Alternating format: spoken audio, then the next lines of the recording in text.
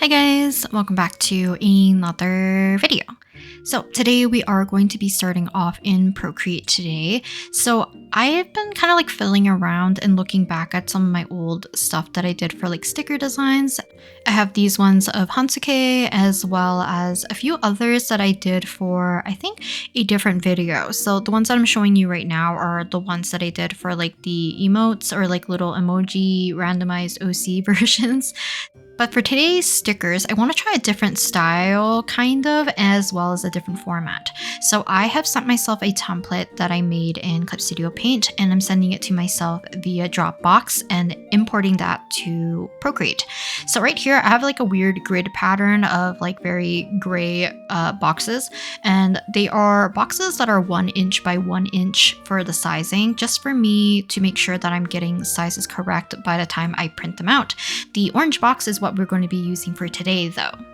So the reason why I'm using Procreate first is that I just prefer sketching in it. If I'm not going to sketch traditionally, I like to sketch in Procreate as it feels a little bit more similar, but later on we will be doing my cleaner lines as well as coloring and formatting and all that properly more in Clip Studio Paint as well as Silhouette Studio, which is the program that I use for my sticker kind of like formatting and printing and cutting.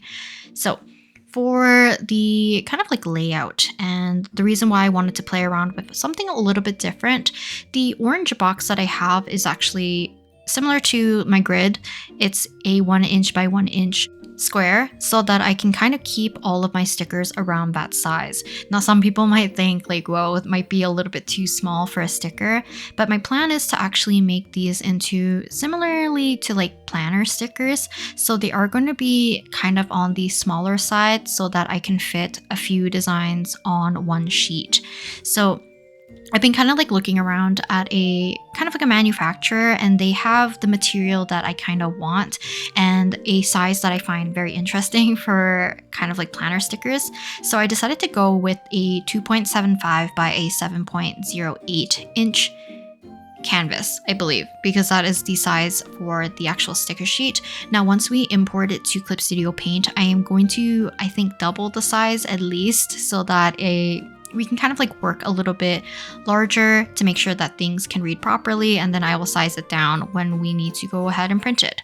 So kind of my idea for the planner stickers, I'm going to be drawing my OC Masaki and Kaisen for this particular set. They're easier for me to draw, and I feel like I wanted to make like my own set anyways, so I will just use whatever we end up with today, kind of in my sketchbook and my own kind of like planner journal thing that I like to use for planning.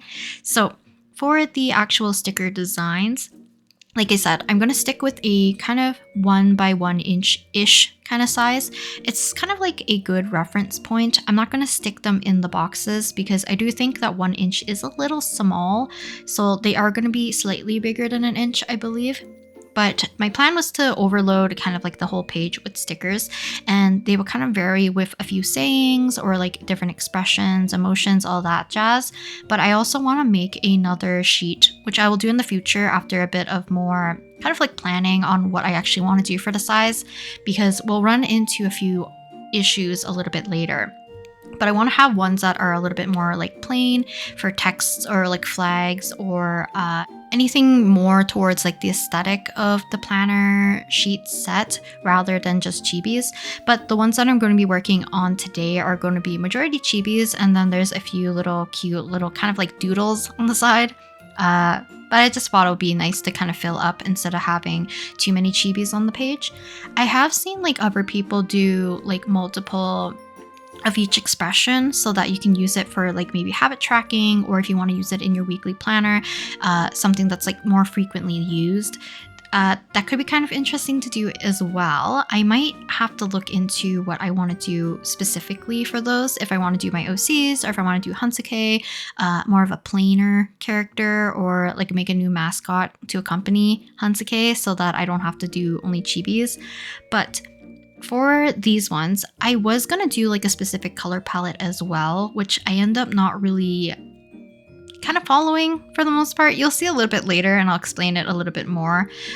But for the sketching process, it went by quite quickly. I think I took about I think half an hour to 45 minutes to sketch everything out, just to make sure that I liked kind of all the designs, as well as just making sure that they have enough space around them. After that, I lowered the opacity, sent it to myself via Dropbox again. That way I can use it on my computer. But beforehand, I want to remind you guys that if you're ever interested in kind of like the sticker process in general, I have a video on it where I made these particular stickers, and you actually don't need a like special cutter for the stickers. You can just use like an X-Acto knife or like a blade of some sort, a ruler, and then printer paper, and obviously your drawing program of choice. So go ahead and check that video if you're interested, because I won't cover too much about the actual sticker making process of like the actual physical product than compared to the actual designing and drawing for today. So on Twitter, I follow this person, and occasionally they have color palettes and just color references, I guess, that people can use. And I stumbled upon this one that feels very musky coated. So I was going to reference this one for the entirety of this sheet, and then somehow have a darker color or two to help bring in some color for Kaisen. But I end up not really using it. So I do apologize that's still on the screen for probably the majority of the duration of me working on the sheet. I thought it would be easier for me to remember to use it, as well as to like fully commit to it if it's like constantly staring at me in the face. But apparently that didn't really work. I ended up using very simple colors and not really committing to a full color palette. But I probably will in the future if I end up doing more like doodle-esque type of chibis, or like for stickers or anything like that, then I will definitely stick to a color palette to kind of keep a certain aesthetic. So after going through a few different brushes to find what I like, I went back to the Milli pen, which I use quite often. So the Milli pen is a default brush that you can find, I believe, in the pen and marker section of Clip Studio Paint. And I like this one because it does not have a very prominent kind of like line width variation or like tapering of any sort. It's very much like a one line width kind of brush, if you can say, but I like using it because it helps me not add too many details and relying too much on tapering lines, like I said, because if I have the opportunity to make thinner lines, I probably will add too much detail. You could argue that some of these have very unnecessary details anyways, but the Milli pen makes it a little bit easier for me to keep things just bold and a little bit more on the simple side compared to other inking brushes or line art brushes that I end up using for other kind of like drawing styles. So I try to keep all the lines pretty much the same width for everything. So I'm using a size 10. I didn't show this on screen, but I did end up kind of like increasing the size of the image to be a lot larger. I think it's about double, so that I can at least work a little bit more cleanly instead of on such a tiny canvas where I feel like the lines get a little bit fuzzy, because it's harder to use a very small image and blow it up to be very large and have it more clear and crisp versus having a larger image and be able to size down. So try to pick your sizes appropriately, and then hopefully you just have to size down instead of having the size up if you're making like any merchandise and stuff. Obviously, if you're using like vector layers and all that, you can definitely just use those to help you make crisp lines, because I believe they resize like appropriately, so you don't have to really worry about that. I do want to get your guys' opinion. If you guys use like planner stickers or just like stickers in general for your sketchbook or your journal or anywhere that you actually like embellish your paper with some kind of sticker product, do you like using like glossy? If so, do you like ones that have like sparkles, or is it just like pure gloss and it kind of has like a very shiny finish on it, or like holographic colors or anything like that? Or do you prefer matte? Because the more that I'm using kind of like the glossier finishes for smaller stickers, sometimes I feel like the matte stickers might work a little bit better so that they don't constantly catch light. So I might play around with that in the future, but we'll see. For now, I'm treating today's session more like a prototype and planning session. So after I end up doing the sticker designs, sketching them out, as well as like formatting them, we're working on line art right now, and later on we'll do coloring, and then we'll do formatting for like cutting as well as like printing and all that. I like to keep notes on what I want to change and things I have to keep in mind for the future, which is kind of like what I use my planner for. I don't really keep like a daily log of any sort, or like a weekly, monthly, anything like that. I'm not the type to really write down deadlines per se, like in a journal or like a planner, I guess, because even like middle school, I think that was the only time I diligently used like a planner or like an agenda at the time. Into high school, I either write it down on my phone or I write it down on a scrap paper, and then after that I will just scrap it. But more recently, I guess like, or not even that recently, when I started university and I wanted to plan out personal projects or just things I wanted to do, I had like a separate sketchbook that I would write down everything. I could doodle the things I wanted to plan out. I can write down like measurements. I can do like little diagrams, all that stuff. And so far I've been using my new one because after a few years, my old one has finally been like fully filled up with all of my random scribbles and all of my idea dumping, I guess. But once I have these stickers done, I will do like a little overview of it all. So I would paste a few into my sketchbook so as kind of like a reminder, and then I will keep note and tabs on things I want to change. Let's say like sizing, or if like the cut was off, do I want to increase the border? Do I think the I guess like the line quality or the thickness isn't good enough? That kind of stuff, or like color checks and all that. So for now, I'm just gonna have fun and just make a few designs with my OCs. I think I'm going to make another set where it's just Masaki and Koji, and then I might make a set where it's Moriko and Sato, or Moriko and Kaisen, and then I'll put Sato and Akemi together. Probably is how I'm going to split up some of these sheets. So one thing I was kind of like debating about when I was doing the planning portion for this particular sticker set is the fact that I was trying to see if there was a way for me to do more of like a doodle-esque or a softer line work. And the reason why I defaulted back to the Milli pen is that I think it just works for what I'm looking for, or not exactly what I'm looking for, but it kind of works for what I have done, versus like I wish I could have done something a little bit more like doodle-esque and kind of like quick and kind of cute in a way, because that's what I like seeing in other people's work. But I think this works out for at least what I wanted to do for like the colors or like the text and the line work, I guess, for the most part. I will end up right here adding a stroke of white around all the text. I'll add a thicker line around all of the chibis and stuff as well, just on the outside, so that we can get a little bit of a thicker line to make everything stand out, but not look too overwhelming on the inside. I also ended up changing my line art to be kind of like a dark blue. I didn't really want to use black for this one. In the future, I think I will keep changing the different line art to be different colors so that it can match the aesthetic. But I think kind of the blue, it just is kind of like a nice change from the black. So now with our thick lines already done, I place this kind of like thicker lines on the very bottom, make a new layer, and I go ahead and use like this little cupcake selection tool, which I can use to circle all of the little drawings, and it will automatically fill everything. There are some areas that I need to clean up. So some of the areas are enclosed completely, so I will go ahead and manually erase them instead. And there's, I think, a few areas that I missed because I just suck at circling the chibis fully. So there are just areas that are just like completely not filled with this gray color. And the reason why I'm using gray is just easier for me to see. I'm not too sure if it's visible too much, but I ended up changing the background color to be more of like a soft pale yellow so that the gray can stand out. But I wanted to use the yellow as kind of like the background color as well. So I think I do change it eventually to be a little bit darker. But for now, we have like a soft yellow in the background.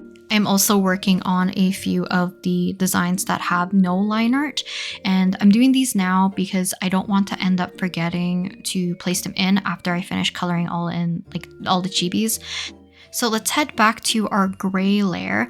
Now this is alpha locked. I went ahead and changed it to kind of like their skin tone, and you can kind of see I have this folder. I will kind of clip this to the layer kind of like below it, not the layer inside, but the one that's like directly below. I'll make sure to put an arrow, but it kind of keeps all of my colors within the kind of like little skin tone that I placed as the base. And this way I can kind of keep everything nice and clean, and I don't really have to think about cleaning up the edges or having to layer clip a bunch of different layers to one specific base tone, I guess. So this is what I like to do whenever I'm doing like chibis, or if I'm working on something that has a little bit of like a simpler coloring style, or if I just feel lazy and it's just easier for me to clip the entire folder instead of individual layers. So working on the colors, like I mentioned, I ended up not using that specific color palette that I had put up initially. At this point, I gotten rid of it because I ended up not committing to it, and I realized that I would just fiddle around with the colors to see what I liked the best. And I'm trying my best to pick colors that still can stand out nicely against the dark blue lines that we ended up going with. Later on, you'll see a little bit of a color shift because I will add a kind of like a purple overlay over everything to give it a more unified color on top of everything. But right now I'm just basically bucket filling every color for all of the little chibis. So for the most part, Kaisen has like 2-ish colors, Masaki has like 2-ish colors as well, but then there's the occasional difference in, like, let's say we had to add white, or I changed their colors for their pajamas, all that jazz. But for the most part, the coloring process went by very quickly. I ended up putting Kaisen and Masaki's clothes on different layers so that I could adjust the colors if I wanted to. But later on, I think I do end up just merging them, or I end up making a new layer and clipping that to the folder instead, so that I can do a few effect layers on top of everything instead of having to do them individually as well. Also, these little kind of like food or like snacks that I ended up drawing actually look super cute. I'm gonna do a few more, or maybe do a few like treats or food little stickers and stuff, because they were very fun to draw, and it's been a while since I've drawn like food in a more like cartoony way anyways. So yeah, it'll be fun to do a few more of those. I also keep like Clover template around in my, I think one of my drawing folders, so I decided to pop that out to use for the designs right here. And I ended up doing that for both the good night, or not the good night, the good luck one, and then the 2 stickers at the very bottom. It was just easier for me to use like a pre-existing template that I made previously for different stickers. So I'm on the step, like I mentioned earlier, where I ended up clipping 2 layers to my folder. So the first layer I ended up clipping was a screen blend mode, and that allows me to do highlights with kind of a warm golden yellow. And then the other layer that I ended up clipping was done with multiply, and I'm using kind of like a soft purple color because I feel like that worked the best among all the colors that I had present. I tried something a little bit cooler and it didn't really work on Kaisen's clothing. I tried something too warm and it didn't really work on Masaki's clothing, so I feel like this kind of softer purple worked out for both of them. And this makes it a lot easier for me to plan out the shadows because I don't have to go to each individual clothing layer and drop the shadows on each one. I can just paint them all over top of the colors already done. So yeah, I want to do a few more like more exaggerated expressions for the next few chibis that I want to do for some of these, because I think it'll be more fun to have like a variety or a few extremes here and there for some of the planner stickers. I think they'll just look super cute. Also for the highlights, because I'm using a blend mode of screen, it does change a little bit differently between like Kaisen's kind of highlight color versus like Masaki. Masaki's is a little bit more warmer and vibrant, while the kind of like golden color on Kaisen's hair is a little bit more subdued and slightly lighter. But overall, I think all the highlights and the kind of like multiply layer for the shadows kind of worked out nicely in the end. I ended up changing the background, like I said, to be a little bit softer. And then I made a duplicate of all the stickers, merged them so that I could move them individually, so that I could format them a little bit easier. So after that, I went ahead and took it into Silhouette Studio, which is the program that I use with my cutter. So for these, I went ahead and already made the cut lines for them. So all I have to do is kind of like go into kind of like zoom in really close and make sure that there's not like any places where I missed some cut lines just hanging out, because those will kind of like slow down the process as well. And I don't think I mentioned this, but I ended up putting like a thicker white border around the stickers so that I could have a white area around the cut line as well, so that I can have a colored background but not like have it impede with the cut lines. So I made my chibis on a separate layer and the background on a separate layer, put them together after I made the cut lines so that my cutter and the program can read what exactly I'm doing. So the rest of the footage right here from the cutting session is on my phone, so I do apologize that the color difference as well as just like the shakiness of my hand might be a little bit too apparent, but we are on to cutting. So I didn't really show the printing process, nor did I show how I did the laminate on top, but after I had all that done, I went ahead and sent it to my cutter, press start, and it starts to read all the registration lines and go through the cutting process.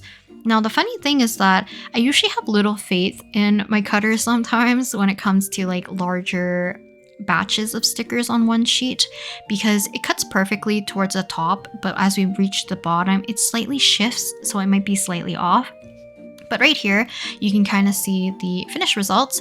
If you're interested on how I do my cold laminates, I'll show you guys in that previous video. So if you're interested, you can check out that video. But after the cutter is done, I like to remove it from the mat, and then we can actually start to cut out our sticker sheets. So I ended up being able to fit 3 on one sheet.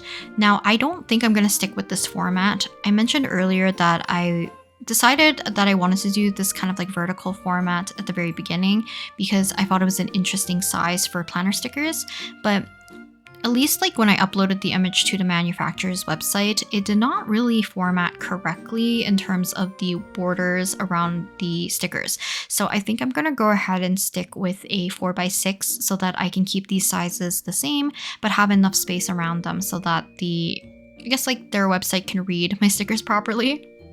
I used a kind of like box cutter to free the sticker sheets from the rest of the sticker paper, and you can kind of see this is what these stickers kind of look like. And that was kind of correct. My cutter did end up pushing some of the cut lines a little bit too close to one side. I was checking these 2 sheets and these ones were actually perfectly cut. It was just this one sheet that had the cut lines a little bit too close to the left side, like the left hand side, which means that my cutter accidentally shifted all my cuts to the right, which is not too great, but it's not too bad. I'll just use these ones for myself. So this Pixel World little kind of blue sketchbook is actually my journal, or like my planner, I guess. And all the stickers right here are like misprints, miscuts, or like some kind of issue with them. So like maybe they had a bend or a tear. Same with these ones. So I like to keep them in my sketchbook because I have nowhere else to put them. But this is kind of like what I mean, where I take notes and try to plan out any of like the issues that it has, any of the changes that I want. So when I was making like my Ensemble Stars versions, I ended up making the size too small. And then the size that I liked was just very hard to format, so I ended up putting them together so that I could actually see whether or not I liked one more than the other, just for an easier comparison, and I can kind of keep them all in one place. In terms for using stickers in my sketchbook, I don't really have any rhyme or reason other than the fact that I like to use stickers of the characters that are present on the page. A few more into my planner, and I think we are done with today's little session. I hope you guys enjoyed watching me kind of do like a little bit of prototyping for a sticker set that I would like to do in the future, and please expect a few more designs as well. I'll talk to you guys next time in the next video. Bye!